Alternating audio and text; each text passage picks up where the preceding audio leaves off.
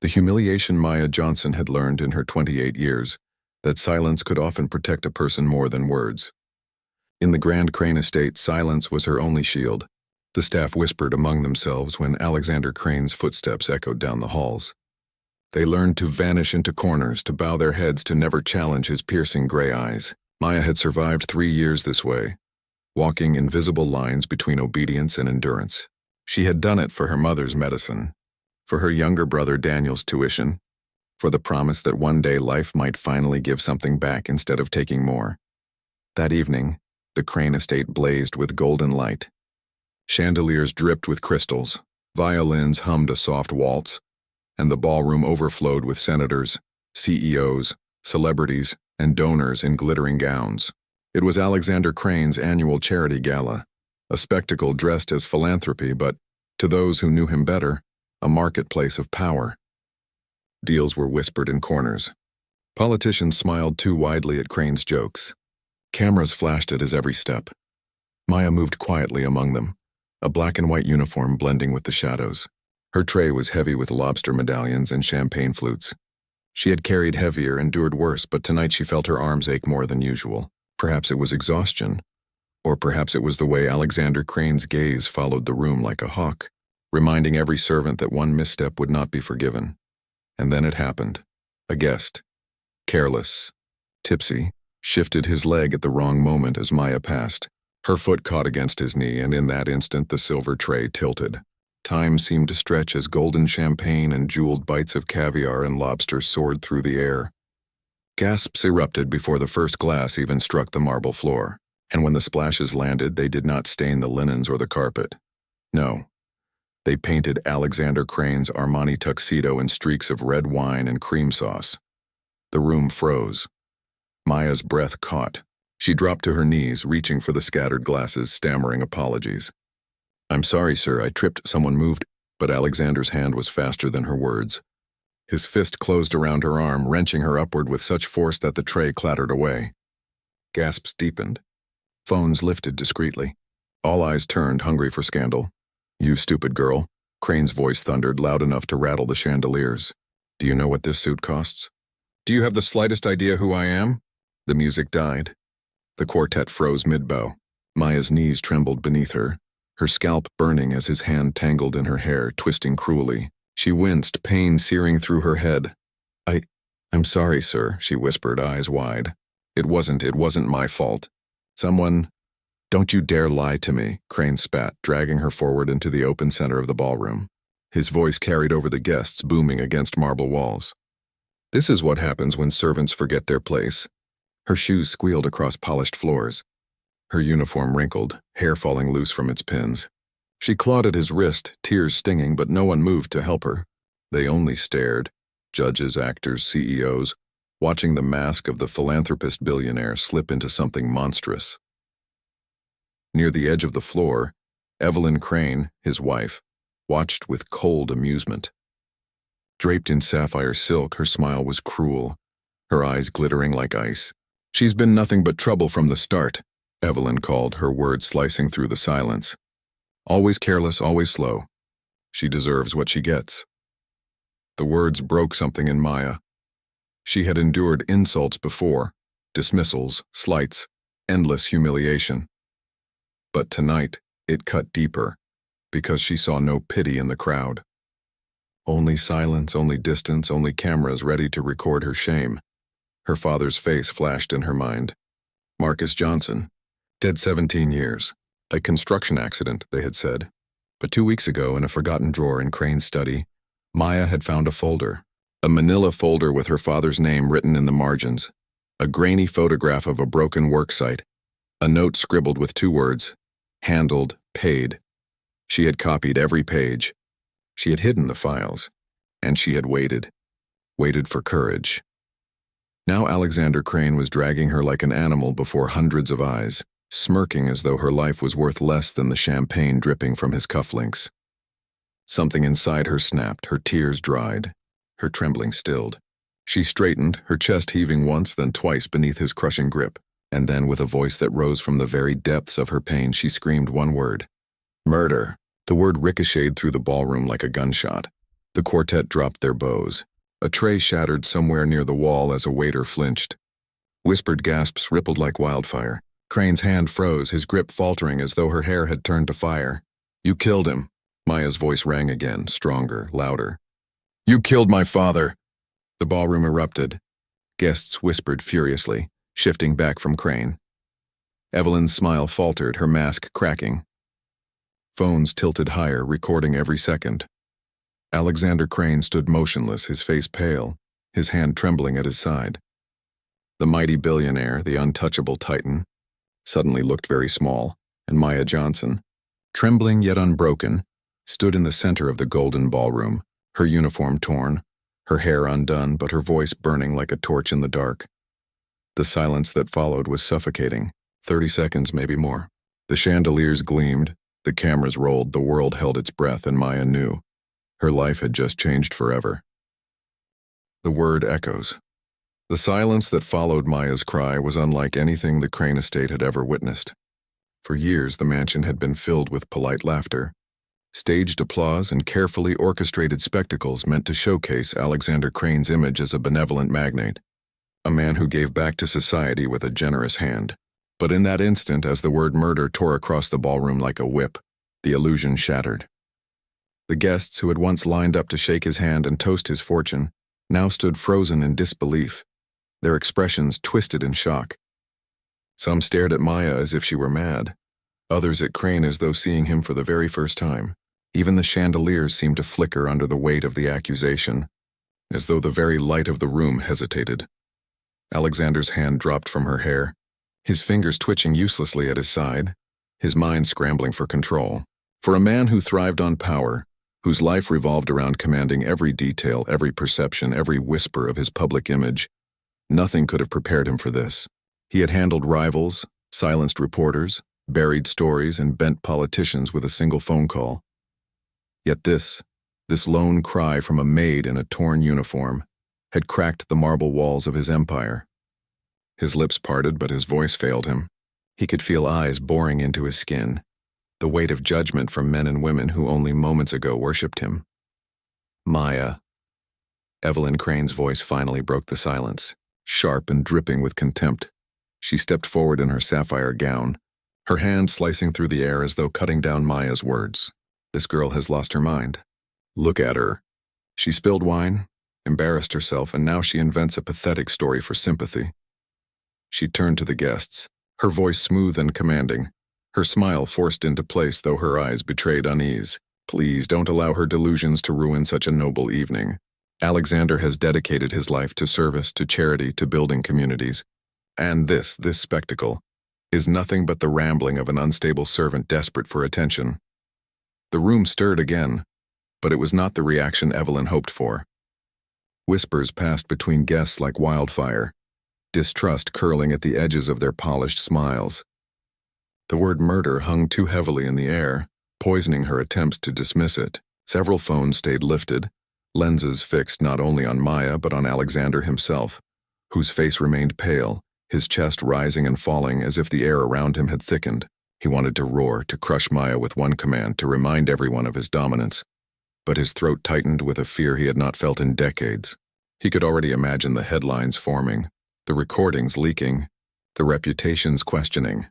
Maya stood trembling, her scalp aching, her heart hammering against her ribs, but her eyes did not falter.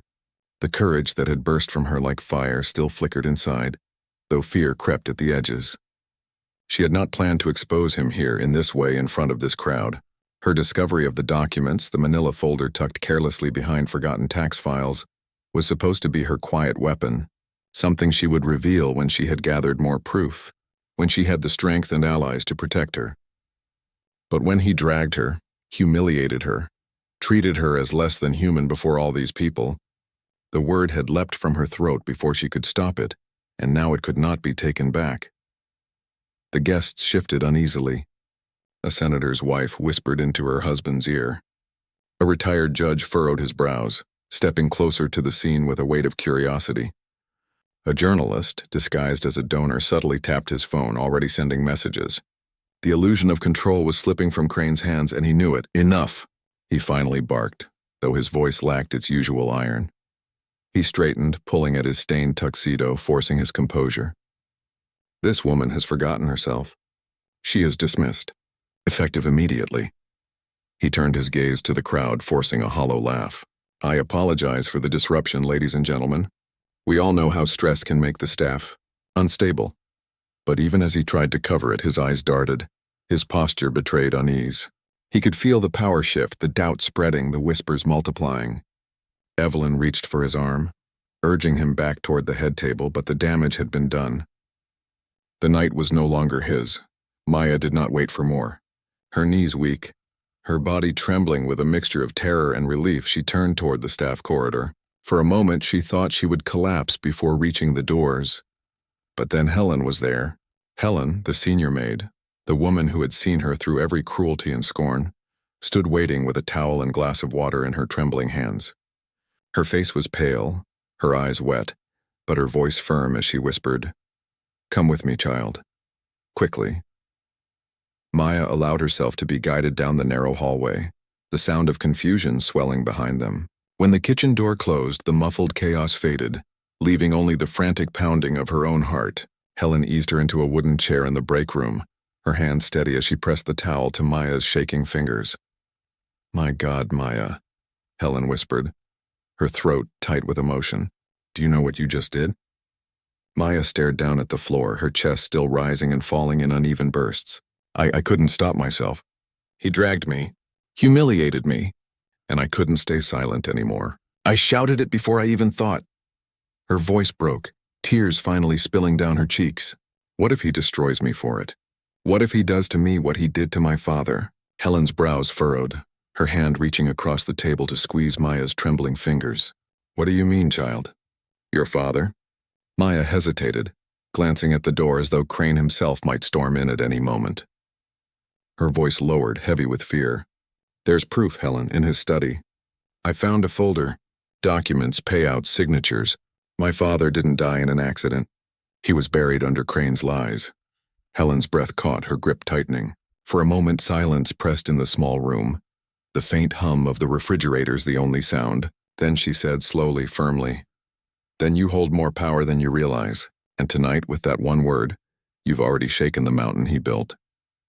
Maya pressed her hands to her face, overwhelmed, caught between the tremor of terror and the spark of hope. She knew Helen was right. Something had begun tonight, something she could not undo, and whether it destroyed her or set her free, she had just lit a fire that would spread beyond the walls of the Crane estate. The hidden truth. The break room where Maya sat felt smaller than ever, its plain white walls and flickering fluorescent light pressing down on her like a cage. The muffled sound of chaos from the ballroom seeped faintly through the door. Whispers, hurried footsteps, the metallic clink of glasses abandoned mid-toast. It should have been just another night of service, another evening of wearing a forced smile and holding her breath while the rich paraded their wealth and false generosity. But it wasn't. The moment she had shouted that word, everything had changed. She could feel it in the way her chest heaved, in the tightness of her throat, in the way Helen's hand lingered protectively on hers. There was no turning back. Helen leaned forward, her sharp, weathered face softened by concern. "Maya," she said in a hushed but urgent tone, "if what you said out there has even a grain of truth, you must be careful. You've seen what Alexander Crane is capable of when humiliated in front of others. If you expose him further, he will not hesitate to silence you. Men like him always believe their power makes them untouchable." Maya looked up at her, eyes swollen from unshed tears but hardened by something deeper. "I know, Helen, I've felt it for years. Every insult, every bruise, every time he made me feel like dirt beneath his shoes. But tonight I couldn't hold it in anymore." She took a shuddering breath and pressed a hand against her chest. "And it wasn't just about me. It was about my father. The truth of what happened to him has been buried long enough." Helen's expression shifted, curiosity and dread mingling in her eyes. She had worked in the Crane household long before Maya arrived, and though she had seen countless injustices swept under expensive carpets, she had never heard Maya speak of her father in this way. "Tell me," she said softly, "what do you know, child?" Maya hesitated, her throat tightening. Memories flooded her, memories she had spent years suppressing. She remembered being 12 years old, sitting in a small, dimly lit kitchen with peeling wallpaper. clutching her mother's hand as two uniformed men delivered the news. Accident, they had said. Construction site failure. They spoke of scaffolding that collapsed, of paperwork that would be filed, of condolences that rang hollow in the air. Her mother had sobbed into her apron that night, and Maya had held her little brother Daniel close, promising him through her tears that everything would be okay. But even at 12, Maya had known something was wrong. She had seen her father leave for work that morning with his lunch pail and hard hat, strong and full of life. He was a careful man, a skilled worker, never reckless. The story of his death had never felt true. 17 years later, the questions had never left her. And then, one quiet evening while cleaning the crane study, she found the folder. It had been an accident, or so it seemed. Alexander Crane had left for a week-long trip to Europe, and Evelyn had instructed Maya to dust every corner of his office. Normally, Maya avoided touching anything on his desk beyond a quick wipe, but that evening she noticed a drawer slightly ajar, as though hastily closed. Curiosity, sharpened by years of silent suspicion, urged her closer. Inside, behind stacks of old tax records, she saw the edge of a faded manila folder. She pulled it out with trembling fingers. The first thing she saw was a photocopied newspaper clipping. Construction worker dies in tragic site collapse. The name leapt out at her, Marcus Johnson. Her father. Beneath it, a grainy photo showed twisted beams and rubble, with men in hard hats clustered around. She flipped the page with growing dread. Next came a blurred traffic photo of a black car parked near the site, a license plate hastily circled in red pen. Then the note. Just 3 words scrawled in ink at the bottom of a typewritten sheet. Handled, paid, R.W. Maya's breath had frozen in her lungs that night. Her father's death had not been an accident. It had been orchestrated, buried beneath money and influence. She searched further in the folder, finding payment receipts, signatures from company executives, and even a police report stamped closed far too quickly. And at the bottom of the stack, one signature repeated, Alexander Crane. She had sat frozen in that office for what felt like hours, her heart pounding so loudly she thought it would give her away. She had copied every single page onto a small flash drive she always carried for music, her hands shaking as she photographed each document with her phone. Then she tucked the folder back where she had found it, careful to leave no trace. For 2 weeks she had carried the weight of those revelations like a stone lodged in her chest, planning silently. She had intended to gather more proof, to speak with the right people, to prepare herself. But fate had forced her hand tonight. As she recounted all of this to Helen in the break room, the older woman's face grew pale. She leaned back, shaking her head slowly. Lord have mercy, she whispered. All these years, and he thought it was buried forever. No wonder he panicked when you said it. Maya clenched her fists in her lap, her nails biting into her skin. He looked at me like I was nothing, Helen, like I didn't even deserve to exist. But I saw the fear in his eyes when I said that word. He knows I've found the truth, and now he'll come for me. Helen reached across the table again, her grip strong despite the tremor in her hands. Then we'll make sure he doesn't succeed. You're not alone, child. Not anymore. Maya wanted to believe her, wanted to let those words wash away the icy dread gnawing at her insides. But even as she sat in that small break room, she knew the storm was only beginning. Out there in the glittering ballroom, Alexander Crane was already calculating, already scheming, already plotting how to turn the tide back in his favor. And she knew from bitter experience that a man like him would not hesitate to crush anyone who threatened his empire. Yet for the first time in years, Maya felt something else stirring inside her, something stronger than fear. It was the memory of her father's smile, the echo of her mother's sacrifices, the determination in Daniel's eyes when he spoke of his dreams. It was the fire of justice long denied, now burning at last, and as much as terror wrapped its fingers around her throat, she also knew this. She could not go back to silence. Not now, not ever again. Allies in the dark. The night at the Crane estate did not return to normal after Maya's outburst, no matter how desperately Alexander and Evelyn tried to patch the cracks. The guests, once captivated by his effortless charm, now spoke in hushed, fractured tones, their eyes sharp with suspicion. Some slipped away under the pretense of early engagements, unwilling to be caught in the shadow of scandal. Others lingered, eager for more details, their curiosity gnawing at them like hunger. For the first time in years, Alexander Crane felt the weight of eyes he could not command, a room he could not control. He forced his smile, he offered apologies. But the word Maya had spoken hung above him like a curse he could not banish. Murder. It refused to leave the air. Behind the grand doors, in the hidden quiet of the servants' quarters, Maya sat trembling on the edge of the wooden chair, Helen hovering near her like a mother bird shielding her chick. The older woman had sent another servant to bring ice for Maya's scalp, which still throbbed from Crane's brutal grip. But no ice could soothe the fear coursing through her veins. Each time a footstep echoed down the corridor, Maya flinched, expecting the door to burst open, expecting Crane's cold fury to descend upon her again. Helen's voice, though gentle, carried an unyielding firmness. Listen to me, Maya. You have something he cannot fight forever, the truth. But truth means little if it's buried under his wealth and power. You need allies, child. People outside these walls who can't be bought or silenced. Maya looked up, her lips trembling. Who would believe me, Helen? I'm just a maid. To them, I'm invisible until I spill a tray or make a mistake. They'll say I'm lying. They'll call me bitter, unstable, just like Evelyn already has. Helen shook her head slowly, her sharp eyes narrowing. Not everyone in that ballroom was blind. Did you see the way Judge Bennett looked at him? The man's old, but he's not senile. He heard the tremor in your voice. He saw Crane freeze. And others? Others will have recorded it. You planted a seed tonight. Seeds have a way of growing even through stone. Maya closed her eyes, trying to steady her breathing. Helen's words should have brought comfort, but instead they reminded her of the dangerous path she had chosen. She thought of Daniel, her younger brother, studying late into the night with dreams of becoming an engineer. Believing his sister's sacrifice at the Crane estate was temporary, that brighter days were ahead. What would happen to him if Crane struck back? What would happen to her mother, whose fragile health relied on steady treatments that cost more than Maya could ever afford on her own?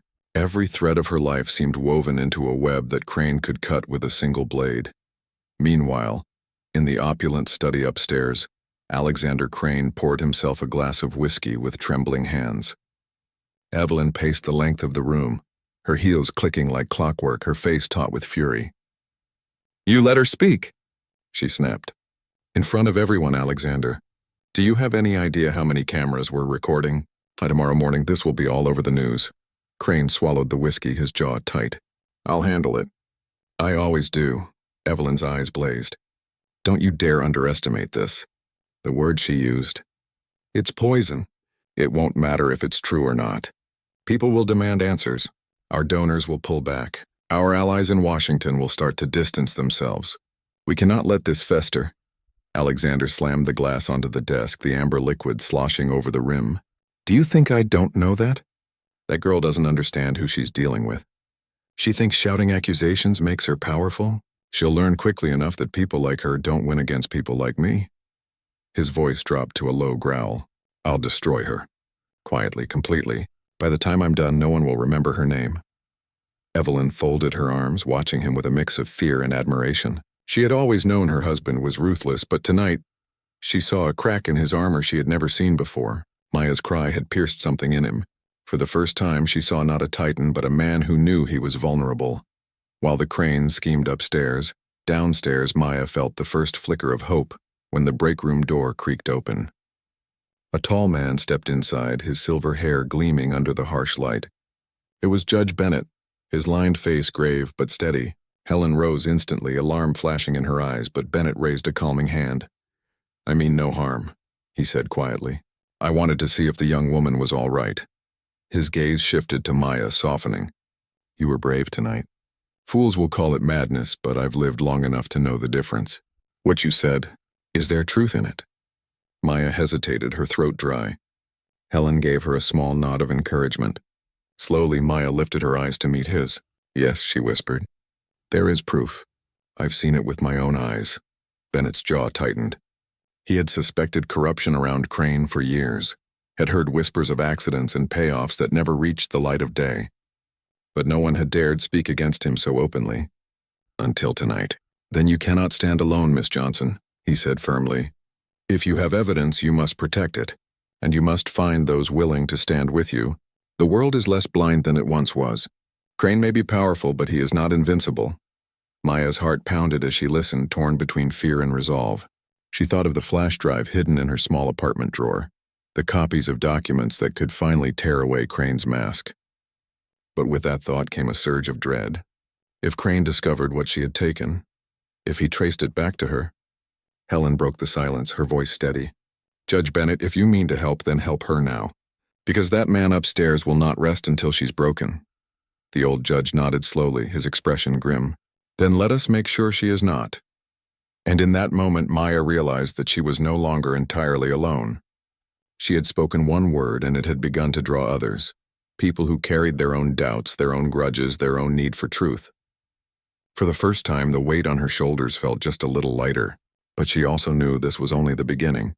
For every ally she found, Alexander Crane would unleash a storm twice as fierce. The war for truth had begun, and the battlefield stretched far beyond the walls of the Crane estate. The storm breaks the next morning. The Crane estate was no longer a sanctuary of polished power and gleaming marble. Though the curtains still shimmered in sunlight and the staff still moved with precision, the air had shifted. Whispers clung. To the hallways, muffled voices drifted from closed doors, and beneath every surface lay the sharp tremor of unease. Alexander Crane sat at the long oak table of his private dining room, untouched breakfast laid before him, a phone buzzing at his elbow every other minute. He had not slept. Neither had Evelyn, whose carefully styled hair betrayed strands of silver, and whose sharp gaze seemed more brittle than ever. They both knew the gala, which had always been a crown jewel of their public persona, had collapsed into a stage for disgrace. Across the city, the headlines blazed.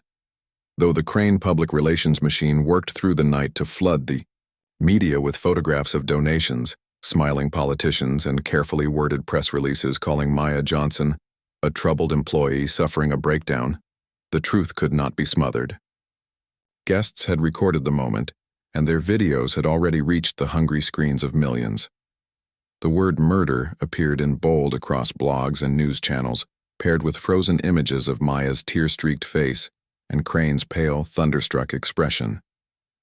Commentators speculated, critics dissected, and those who had long suspected Crane of darker dealings now found fuel for their suspicions. For Maya, the morning felt like walking on the edge of a cliff. She sat in her small apartment, the walls closing in, the flash drive hidden like a heartbeat in the bottom drawer of her dresser. Daniel paced the floor, restless and anxious, his textbooks abandoned on the sofa. "Maya, you can't stay here. If Crane knows you have anything on him, he'll send someone. You should go to the police." She shook her head, her hands gripping a chipped mug of coffee. "The police? Daniel, don't you understand? He owns them. He's had his claws in the system for years. If I go now with only this, they'll twist it, bury it, or worse, make me disappear." Daniel stopped, his fists tightening. He hated seeing his sister like this, cornered, trembling between fear and determination. "Then what's the plan? You can't just wait here until he comes for you."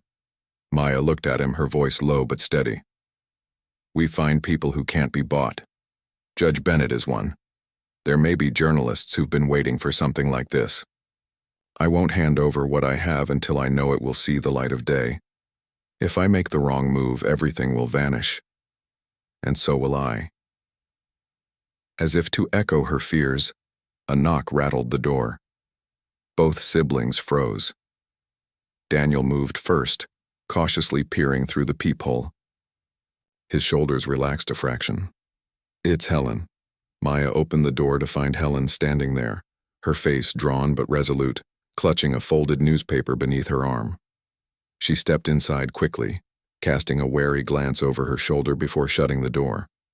"Child, it's worse than I thought," she said, laying the paper on the table. The front page carried a photo of Alexander Crane with the caption, "Charity Titan accused at gala outburst." "They're trying to paint you as unstable," Helen continued, her voice heavy. "They're telling everyone you've had breakdowns before, that you made up some sob story to cover your own mistakes, but..." She tapped the article, her eyes sharpening. "Not everyone's buying it. There's already talk. Reporters are sniffing around. Bennett has friends in places that still value truth. You've shaken something loose." Maya touched the folded edges of the newspaper, her heart heavy but defiant. "Then we keep pushing. I won't let him bury my father a second time." But even as she spoke, She felt the walls tremble around her. She knew Crane would not wait quietly. He was a man who struck swiftly, who never allowed anyone to taste victory. And indeed, miles away in his steel glass office atop the Crane Tower, Alexander sat with his legal team and private security, his voice like iron. "I don't care how you do it," he hissed, slamming his hand on the polished table. "Discredit her. Dig into her past. Find anything that can smear her name beyond repair.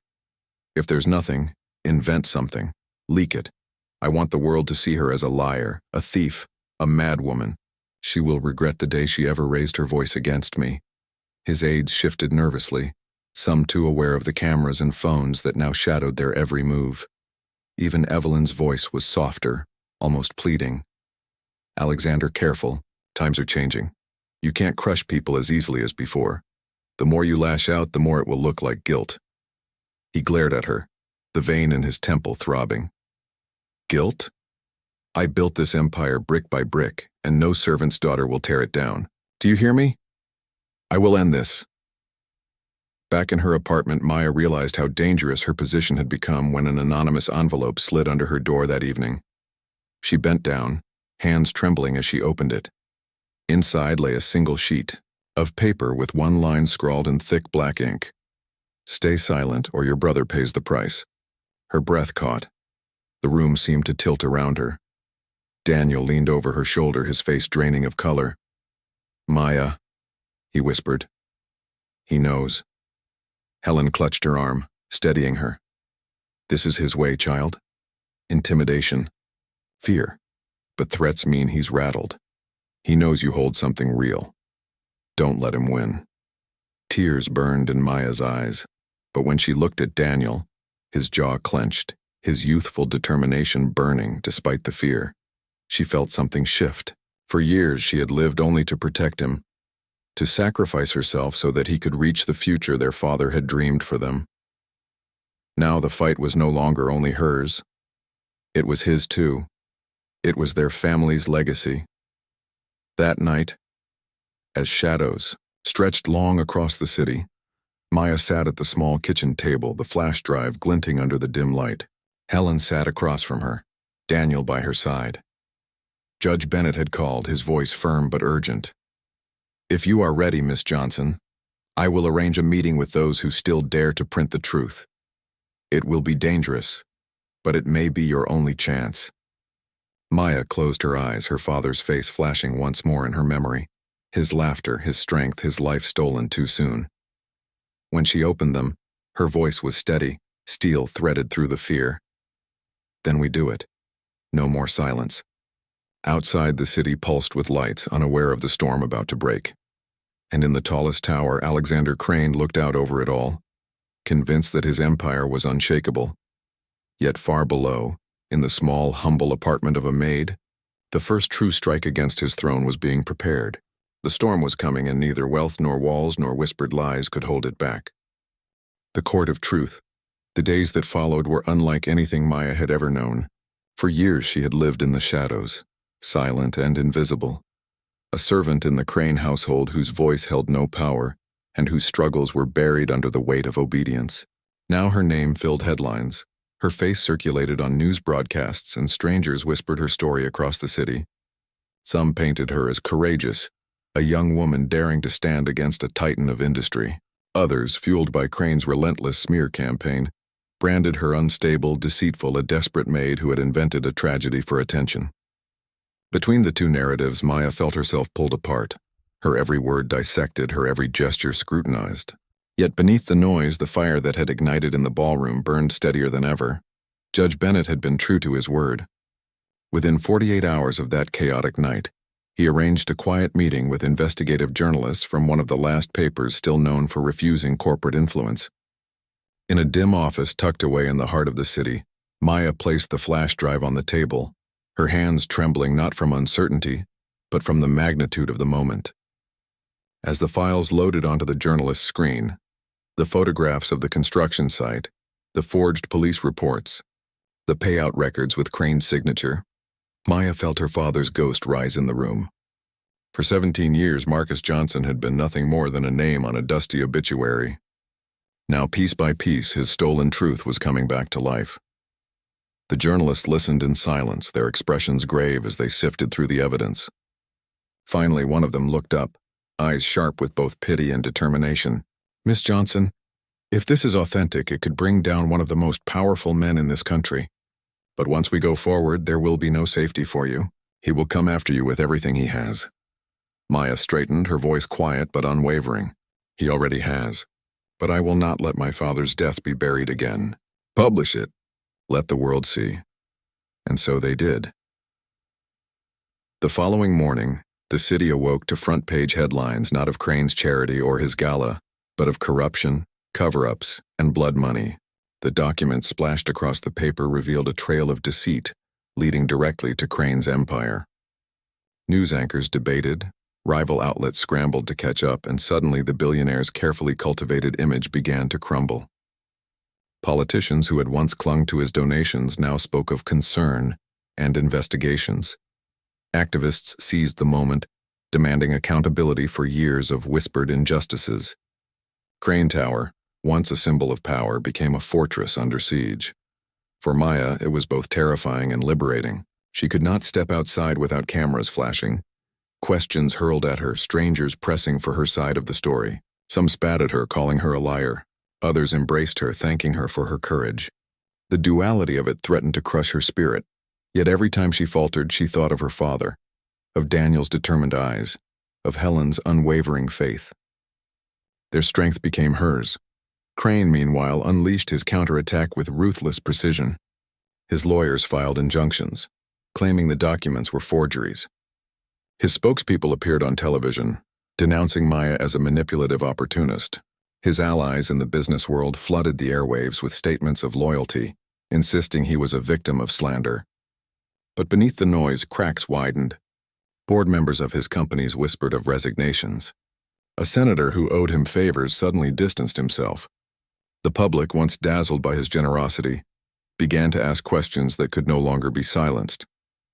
The tipping point came when the district attorney's office announced a formal inquiry. Crane was ordered to appear for questioning, his every move now shadowed by the press. The courtroom was packed the day Maya was called to testify. She stood at the witness stand, hands clasped tightly, eyes fixed on the judge. For a moment, the magnitude of it threatened to break her. Rows of reporters, cameras flashing, the sharp gaze of Alexander Crane seated just a few feet away. He looked at her not with anger, but with the cold, calculating calm of a predator cornered yet still dangerous. Evelyn sat beside him, her face carved into a mask of disdain, but when Maya opened her mouth, her voice was steady. She spoke of her father, of the night she learned of his death, of the years of quiet suspicion that gnawed at her soul. She spoke of finding the folder, of the signatures and payoffs, of the long hours she spent deciding whether to reveal what she had discovered. Every word carried the weight of truth, and though Crane's lawyers objected, twisted, and sneered, they could not erase the clarity in her voice. The gallery listened, rapt, some leaning forward as though witnessing history itself. When Crane was asked to respond, his mask cracked. He dismissed her claims as lies, insisted the documents were fabrications, but the tremor in his voice betrayed him, and the sweat glistening at his temples spoke louder than his words. For the first time, the titan of steel and glass looked like a man drowning, flailing against a tide too strong to resist. The inquiry stretched for hours, days, with evidence piling higher. Former employees stepped forward, emboldened by Maya's courage, sharing stories of accidents hushed, lives discarded, payments made in back rooms. Each testimony added another stone to the weight-crushing Crane's empire. His empire was no longer untouchable. It was rotting from within, collapsing before the eyes of a world that once revered him. Through it all, Maya remained resolute. She endured slander, threats, and sleepless nights, but when she stood in that courtroom, she felt her father's presence like a hand on her shoulder. She was no longer the silent maid dragged across a ballroom floor. She was a daughter demanding justice, a voice rising where silence had once been forced.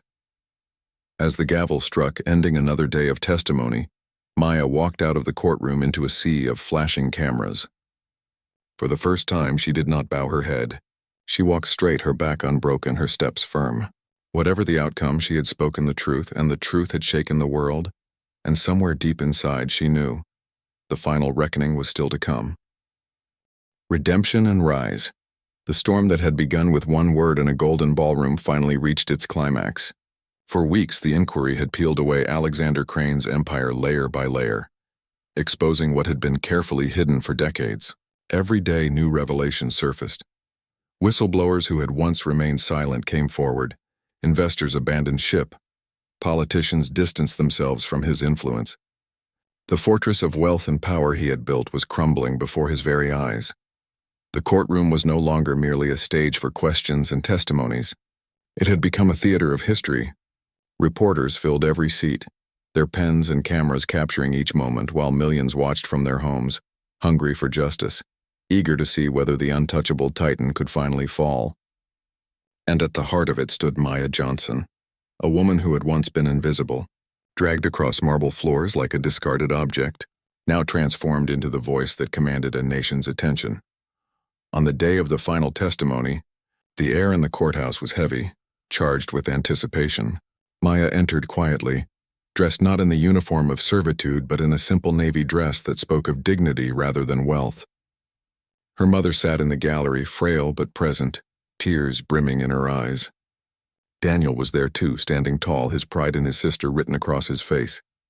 Helen, who had been her constant shield, held her hand briefly before she took her place. Judge Bennett sat among the observers, his lined face solemn, knowing this was the moment that would define the fight. When the judge called Alexander Crane to the stand, the room held its breath. The billionaire, once so commanding, now looked diminished. His suit hung loose, his eyes shadowed, his posture strained. For the first time in decades, there was no entourage at his back, no allies crowding to defend him. The empire he had built on deceit had abandoned him in his hour of need. The prosecutor's questions were sharp, deliberate, piercing through every carefully rehearsed defense. Crane denied, deflected, raged.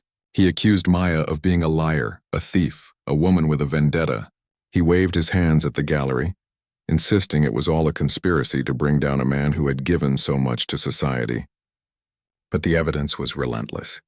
Documents signed in his hand, recordings from former employees, records of payments traced directly to accounts he controlled. Each piece stacked higher until his words sounded thin, hollow, desperate. And then came the moment that ended him. The prosecutor displayed a page from the folder Maya had found, enlarged on a screen for all to see. At the bottom, beneath the typed lines about the accident, was a handwritten note in Crane's unmistakable scrawl, handled, paid, AC. The silence in the room was deafening. Crane tried to speak, but his voice cracked, his denials stumbling over themselves. The judge ordered him to answer directly, but his silence spoke louder than any words. He lowered his head, his mask finally broken. The Titan had fallen. The verdict did not come immediately, but the world already knew. By the time Crane left the stand, his empire was in ruins. Stock prices plummeted, contracts were canceled, his name stripped from the philanthropic boards he once dominated. Lawsuits lined up like dominoes, and prosecutors announced charges not just for corruption but for criminal negligence and conspiracy in multiple deaths linked to his construction projects. The man who had once seemed untouchable was now a prisoner of his own lies.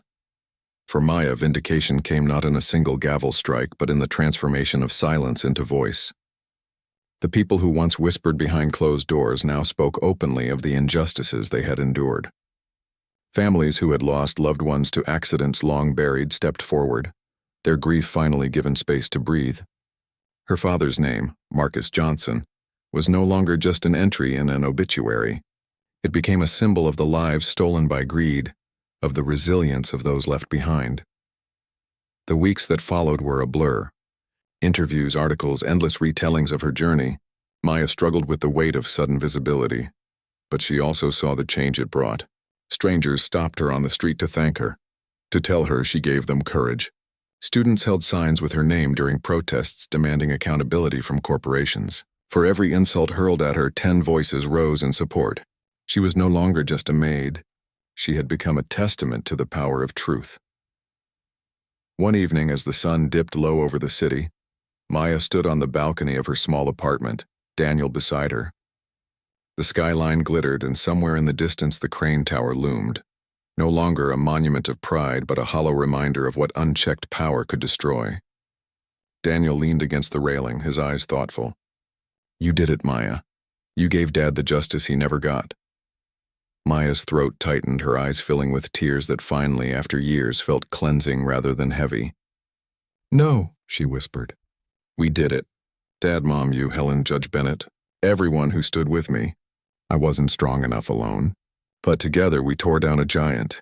Daniel smiled, placing an arm around her shoulders. And now? She exhaled slowly, the weight of years lifting. Now we live. We rebuild. And we make sure no one else has to suffer like we did. In the months that followed, Maya left behind the role of servant forever. With the support of those who believed in her, she founded a foundation in her father's name, dedicated to supporting workers and families silenced by corporate negligence. She spoke at universities, in community halls, on stages where once she would never have been allowed to stand. Each time she told her story, she saw faces light with recognition, with hope. Her pain had become not just her own, but a beacon for others. As for Alexander Crane, his name faded from the heights it once occupied. The courts took his fortune, his allies deserted him, and the prison gates that had never seemed possible now loomed in his future. He was no longer the untouchable man in the Armani tuxedo. He was just another fallen tyrant, his legacy reduced to ashes. And so the story ended not with silence but with voice, not with fear but with courage. Maya Johnson, once dragged across a ballroom floor in humiliation, rose from the shadows of servitude to the light of justice. She carried her father's memory, her family's love, and the power of truth as her shield. In a world where power often trampled the weak, Maya proved that one voice, steady, unbroken, and filled with truth, could topple an empire. And as she walked into a future no longer chained to fear, she knew this was not just her victory. It was her father's, her family's, and the countless unseen voices who finally, through her, had been heard.